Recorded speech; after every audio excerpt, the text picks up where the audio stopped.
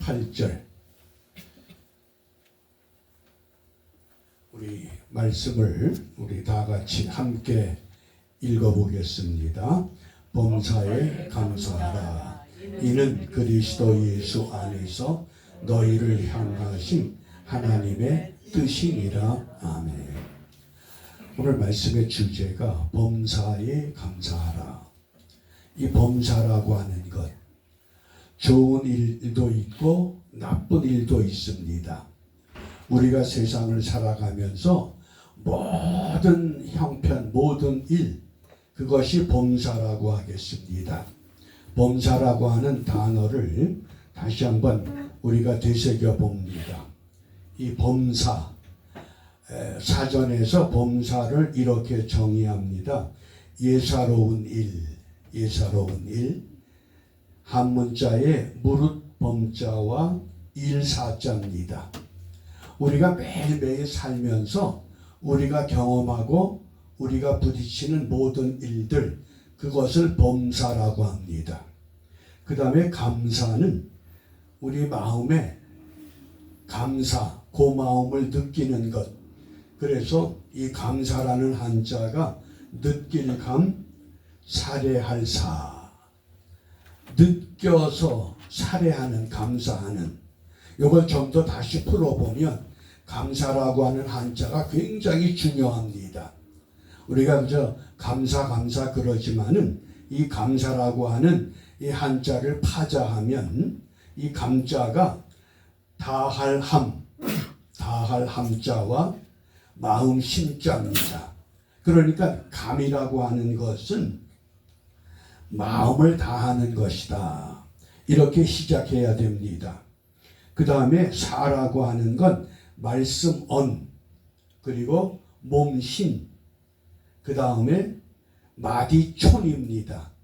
촌이라고 하는 것이 우리가 한문자에 촌음 그러면 시간을 말합니다.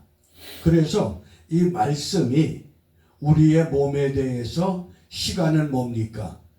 우리가 이제까지 살아온 우리의 생명, 우리의 건강, 그게 다 촌입니다. 그러므로 감사라고 하는 것은 내 몸의 건강, 내 생명, 내 건강, 내 지나온 시간, 이것을 마음을 다해서 표현하는 것, 그게 감사입니다. 우리 잘못 생각하면 감사라고 하는 것을 무엇을 받았을 때, 내가 기도한 것이 응답되었을 때, 그러면서 기준을 자기 조건에 맞춥니다. 그건 감사가 아니라는 겁니다. 분명히 오늘 이 감사라고 하는 한자의 의미를 이해하시면서 그러면 어떻게 감사가 이루어지는가? 그 인도의 민화 가운데 라크샤타 왕의 전설 이야기가 있습니다. 라크샤타. 이 라크샤타 왕은 굉장히 어진 왕입니다. 모든 백성들이 이 왕을 존경하고 신임합니다. 그런데 어느 날 그 이웃 나라가 갑자기 이 라크샤타 왕의 땅을 침략해서 전쟁이 일어납니다. 왕을 사랑하고 존경했던 백성들이 우리 힘을 모아 나가 싸우자. 그래서 모두 힘을 모아서 이웃 나라와 전투에 임하는데 결국은 승리합니다. 승리한 후에 왕이 궁궐로 돌아와서 그 전쟁에 공을 세웠던 신하들 한 사람 한 사람씩을 불러서 그들에게 만든 상을 내립니다.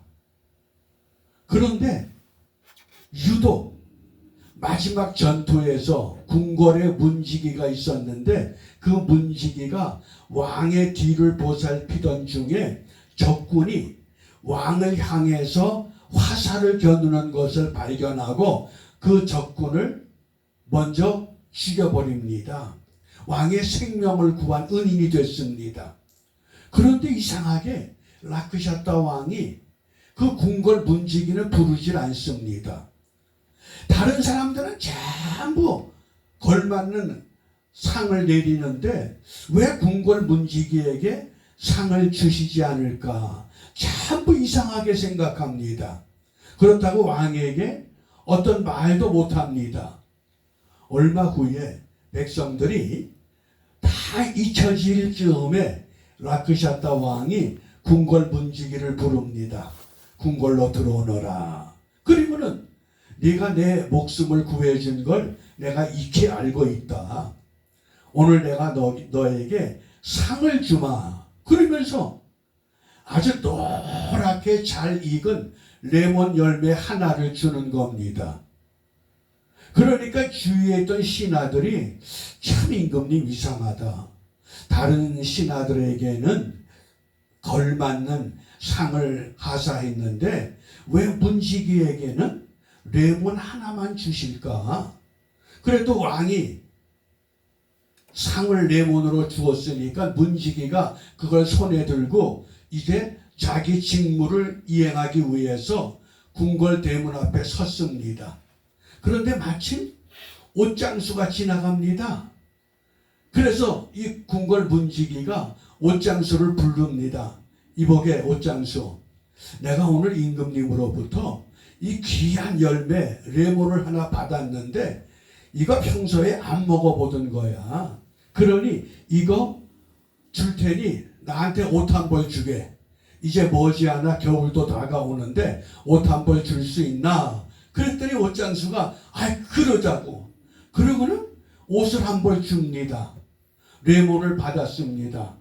근데 이 옷장수가 곰곰이 생각해 보면 이거 내가 먹을 게 아니다. 우리 임금님이 우리를 위해서 그렇게 수고하는데 임금님께 도로 갖다 드리자. 그리고는 그 레몬이 라크샤타 왕의 어전에 다시 올라왔습니다. 임금님은 참 이상하게 생각합니다. 도대체 이 레몬을 왜 다시 가져왔을까? 그리고 또 얼마 있다가 라크샤타 왕이 궁궐 문지기를 또 부릅니다. 다시 한 번 더 들어오너라. 그런데 이번에는 레몬 열매 2개를 주는 겁니다. 그러니까 2개를 받아들고 이 문지기가 자기 직무를 수행하기 위해서 대궐 문 앞에 있다가 일을 마치고는 마을에 푸주간에 가서 푸주간 주인에게 이렇게 이야기합니다. 내가 오늘 임금님으로부터 이 귀한 열매를 상을 받았는데 당신 내가 이 열매를 줄 테니 고기를 얼만큼 주겠나? 그러니까 당신네 가족들이 한 달 동안 먹을 고기를 주겠다는 겁니다. 그러자 이 문지기가 역시 머리를 써야 돼. 그리고는 한 달 동안 가족들이 풍성한 고기를 먹습니다. 그런데 임금님은 푸주간 주인이 레몬 2개를 받은 후에 이건 내가 먹을 게 아니야. 이건 우리 어진 임금님에게 도로 바쳐야 돼. 그리고는 다시 임금님께 진상을 합니다. 임금님은 참 이상합니다. 처음 열매 하나도 돌아오고 2개도 다시 돌아왔습니다. 그러자 얼마 후에 라크샤타 왕이 3번째 궁궐 문지기를 또 부릅니다. 다시 한 번 더 들어와라. 그리고는 이번에는 레몬을 3개를 주는 겁니다. 그런데 이 문지기가 레몬을 받다가 한 손에 하나 또 하나가 그만 둥글다 보니까 궁궐 바닥에 딱 떨어진 겁니다.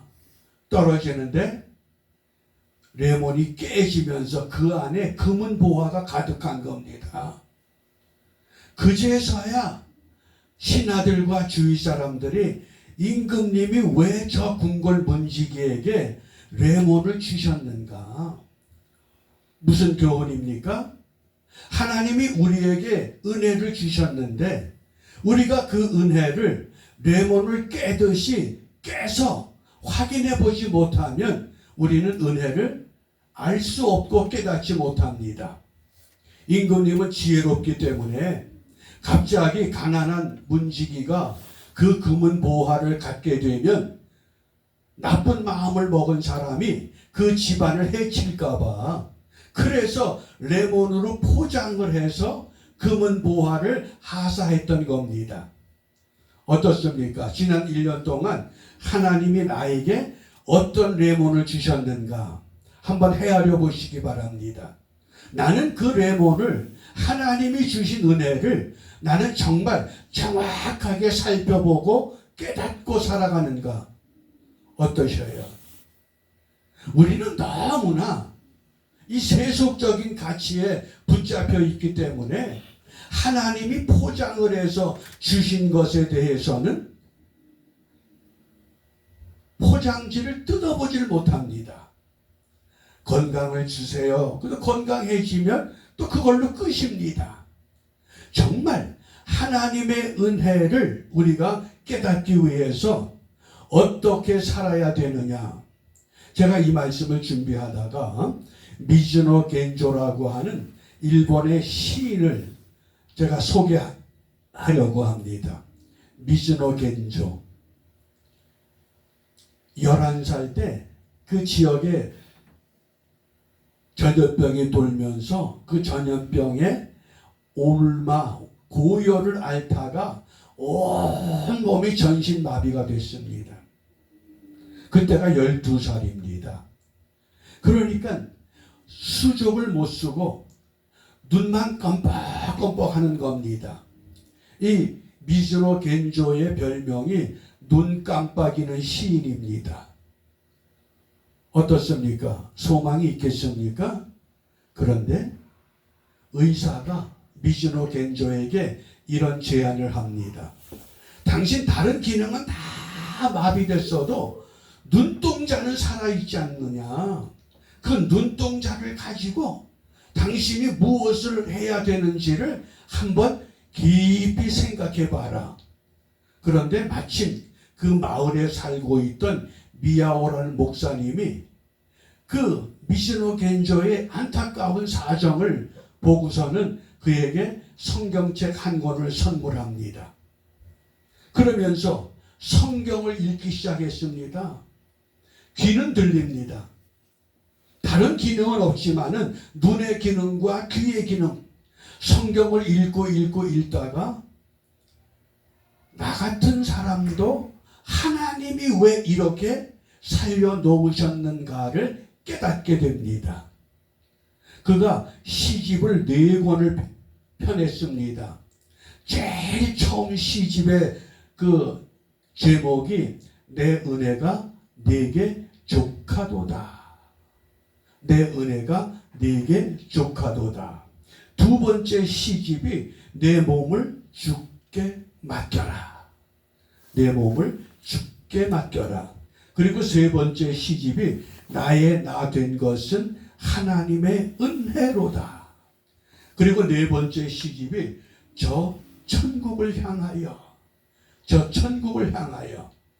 그런데 한국 사람들이 이 4개의 시집 가운데서 발췌한 것이 감사는 밥이다라는 시집이 있습니다. 그건 4권의 시에서 뽑아서 하나의 책으로 편찬했는데 감사는 밥이다. 이게 미즈노의 겐조의 그 신앙 고백이요. 정말 나 같은 사람을 왜 하나님이 살려놓으셨는가. 그런데 놀라운 일을 시작합니다. 일본의 알파벳이 50개입니다. 히라카나 가라카나 그래가지고 그래서 그 어머니가 자기 아들을 위해서 그 50개 문자를 하나씩 짚어갑니다. 그 문자로 글을 만들기 위해서 그 문자가 맞으면 눈을 껌뻑하는 겁니다. 그래서 눈 깜빡이는 시인입니다. 그러니까 물이라고 하는 단어 하나 만들기 위해서 50개의 알파벳을 다 확인하고 몇 번 해야 돼요? 물을 만들기 위해서 50번을 문자를 3번을 반복해야 우리 한글 같으면 미음자, 우자, 리을자입니다. 그래야 단어 하나가 만들어지는 겁니다. 그렇게 해서 시를 쓰기 시작했는데 저희가 그 80년대 초인가요? 내 은혜가 네게 족하다라고 하는 시집이 나왔을 때 그 시집이 정릉교회 박석규 목사님이 번역을 했습니다. 우리가 그 시를 보면서 야, 어떻게 이런 고백이 가능한가? 오늘 그 시를 제가 좀 몇 개 소개하면서 과연 하나님이 나에게 주신 은혜, 이 레몬이라고 하는 열매, 이것을 우리가 깨서 그 안에 있는 보화를 나는 어떻게 찾아야 되겠는가? 그 첫 번째 시가 내가 만일 괴롭지 않았더라면, 잘 보시기 바랍니다. 내가 만일 괴롭지 않았더라면, 내가 만일 괴롭지 않았더라면 하나님의 사랑을 받아들일 수 없었을 것이다. 만일 모든 형제 자매가 괴롭지 않았더라면 하나님의 사랑은 전해지지 않았을 것이다. 만일 우리 주님이 괴롭지 않았더라면 하나님의 사랑은 우리에게 전달되지 않았을 것이다. 어떠셔요? 그 중증 장애인이 50개의 일본의 알파벳 하나하나 손가락으로 짚어갈 때마다 눈만 껌뻑하면 그 글자 하나, 그 다음 글자, 그 다음 글자, 그렇게 해서 만들어낸 시집이 내 은혜가 네게 족하다. 그 다음에 두 번째 시입니다. 제목이 산다라고 하는 제목인데, 하나님의 크신 은혜 안에서 달팽이는 달팽이답게 기며 반딧불 꽃은 반딧불 꽃답게 피고 청개구리는 청개구리답게 울며 하나님의 크신 손 안에서 나는 나답게 산다. 어떠셔요? 그 중증 장애의 몸을 가지고 어느 누구도 그에게 소망이 있다고 말하지 않습니다. 그런데 눈만 껌뻑이는 그것 가지고 이런 신앙을 고백한 겁니다. 나는 나답게 산다. 정말 하나님의 은혜를 우리가 확인한다 그러면 우리는 미즈노 겐조보다는 더 훨씬 더 좋은 건강을 갖고 있습니다. 그런데 나는 정말 그리스도인답게 살았는가? 어떠셔요? 그런 고백이 나에게는 이루어지고 있었는가? 그 다음 세 번째 시입니다. 이 시가 굉장히 의미를 우리에게 전해주는 시입니다. 부수고 부수고 부수소서. 부수고 부수고 부수소서. 첫 번째 연애시입니다. 하나님 안에서 살아있는 것임에도 자기 홀로 살아있다고 생각하는 마음을 부수고 부수고 부수소서. 하나님 안에서 살아있는 것임에도 자기 홀로 살아있다고 생각하는 마음, 그 마음을 부셔야 된다고 하는 고백입니다. 그 다음 두 번째 연, 하나님께 깊이 사랑받고 있음에도 함께 살아가는 사람을 진실로 사랑할 수 없는 마음을 부수고 부수고 부수소서. 하나님께 깊이 사랑을 받고 있음에도 우리는 함께 살아가는 사람을 진실로 사랑하지 못하고 있다는 것, 그 마음을 깨부셔야만 되겠다. 그리고 마지막 세 번째 연입니다. 우리 다 같이 함께 읽습니다. 하나님께 죄를 용서받았음에도 남의 작은 잘못에도 용서하지 못하는 마음을 부수고 부수고 부수소서. 오늘 우리가 이 추수감사주의를 맞이해서 나는 무엇을 부셔야만 하나님이 내게 주신 은혜를 바르게 깨닫고 우리의 삶에 적용할 수 있겠는가? 어떻습니까? 미즈노 겐조 우리와 비교하면 너무나 불편합니다. 너무나 힘든 삶입니다. 우리가 아무리 힘들어도 미즈노 겐조만큼 힘든 사람은 아닙니다. 그런데 왜 미즈노 겐조는 이런 신앙을 고백할 수 있었는가? 왜 나는 그런 고백을 못하고 사는가? 그 차이가 뭘까요? 아직도 부셔지지 못한 내 자아, 아직도 깨지지 못한 나의 어떤 그 무엇이 있기 때문에 어진 왕 라크샤타 왕이 궁궐 문지기에게 레몬이라고 하는 열매를 주셨을 때 그 열매를 깨서 열어보면 상상도 못할 금은 보화가 그 안에 담겨 있음에도 불구하고 열어보지 못했다고 하는 어리석은 궁궐의 문지기, 바로 그 사람이 내가 아닌가? 어떠세요? 지난 1년 동안 하나님이 우리에게 어떤 은혜를 주셨는가? 한번 레몬을 깨듯이 우리 은혜의 포장지를 한번 열어보시기 바랍니다. 저는 이 말씀을 준비하면서 두 가지를 감사합니다. 두 가지. 첫 번째는 우리 교인들 한 사람 한 사람 이래놓고 보면 그래도 은혜 가운데 건강 주셔서 여기까지 오게 하셨습니다. 생명을 주셔서 이곳까지 오게 하셨습니다. 이게 가장 귀한 감사입니다. 그 다음 두 번째 감사가 한 가정 기도할 때마다 그 자녀 손들까지 모두가 다 예수 그리스도를 구주로 영접하고 하나님의 백성의 반열에 참여하고 있다고 하는 놀라운 은혜입니다. 이것만 가지고도 우리는 얼마든지 하나님 앞에 감사 고백이 가능합니다. 그런데도 여전히 내게 이미 담겨져 있는 그 은혜는 우리가 생각하지 못하고 다른 사람의 손에 있는 것, 내가 갖지 못한 것, 그것 가지고 우리가 씨름하고 괴로워하고 몸부림칠 때가 한두 번이 아니었구나. 그러면 이제 어떻게 결단해야 됩니까? 두 가지만이라도 우리가 분명히 깨닫는다고 하면 우리 모두에게 건강 주시고 생명 주신 하나님 감사합니다. 나를 비롯해서 모든 가족들이 예수 영접하고 주님의 은혜 가운데 살게 됨을 감사합니다.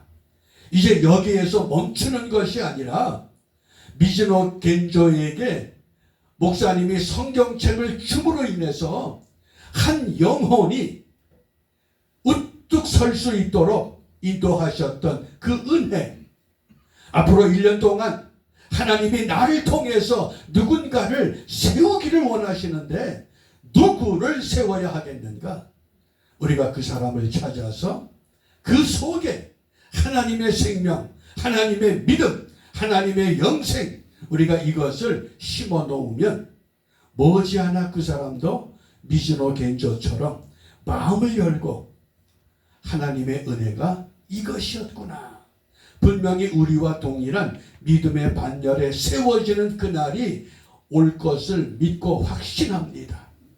그런 의미에서 우리 마지막 결론이 잠언 4장 22절 23절입니다. 우리가 너무나 잘 아는 말씀인데 우리 함께 읽습니다. 그것은 얻는 자에게 생명이 되며 그 온 육체의 건강이 됨이니라. 무릇 지킬 만한 것보다 더욱 내 마음을 지키라. 생명의 근원이 이에서 남이니라. 아멘. 여기 그것을 얻는 자, 여기 그것이라고 하는 것은 무엇을 가리키느냐? 하나님의 말씀을 말합니다. 하나님의 말씀을 얻는 자, 전신 마비 가운데서 눈만 껌뻑이는 미즈노 겐조, 성경을 읽고 그 마음에 하나님의 말씀이 새겨질 때 하나님이 나를 이렇게 고통 가운데 이렇게 절망 가운데 나를 옮겨 놓으신 까닭은 이것으로 인해서 하나님을 더 가까이 만나게 하는 특별한 은총이었다고 하는 것, 그걸 깨닫는 것처럼 우리도 각자 삶의 자리에서 하나님이 내게 주신 그 말씀, 그것을 얻는 자, 그것을 깨닫는 자, 그것을 삶에 적용하는 자, 그에게는 생명이 됨을 믿으시길 바랍니다. 그게 생명입니다. 그래서 그 생명이 그 온 육체의 건강이 된다. 이 건강은 물론 육신의 건강도 포함이 됩니다. 그것보다 한 걸음 더 나아가서 주님이 다시 오실 때, 내가 주님 앞에 서게 될 때, 영벌과 영생이라고 하는 심판대에서 나는 어느 편에 서게 되는가? 그것이 건강이라고 하는 단어입니다. 내가 육신적으로 건강한 그것은 온전한 건강이 아니라고 하는 것. 그래서 이렇게 부탁합니다. 무릇 지킬 만한 것보다 더욱 내 마음을 지키라. 생명의 근원이 이에서 남이니라. 우리가 다시 한번 잠언 4장 22절 23절 다 같이 함께 읽습니다. 그것을 얻는 자에게 생명이 되며 그 온 육체의 건강이 됨이니라. 무릇 지킬 만한 것보다 더 내 마음을 지키라. 생명의 근원이 이에서 남이니라. 아멘. 기도하겠습니다.